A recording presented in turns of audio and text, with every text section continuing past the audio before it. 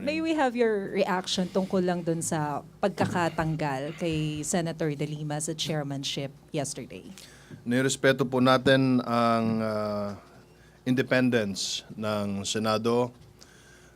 Ang Senado po ay co-equal branch of government at kung ano po ang desisyon ng kanilang liderato ay nirespeto po natin. Ganon din po sa kung ano man ang mga activities na nangyayari sa lower house. We respect it.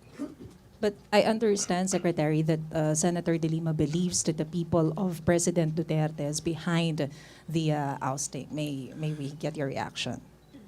Ang palasyo po ay nanatiling independent din, no? Hindi po namin pinapakialaman kung ano ang nangyayari sa Senado. The senator also is entitled to her own opinion. Another statement coming from Senator De Lima is that hindi daw siya yung reason kung bakit nasisira yung image ng Pilipinas, kundi yung sunod-sunod na cases on extrajudicial killings. Well,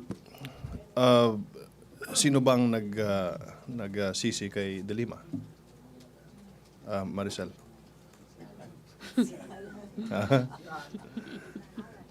You know, meron kasing meron silang sagutan sa Senado at ayaw nating makialam doon.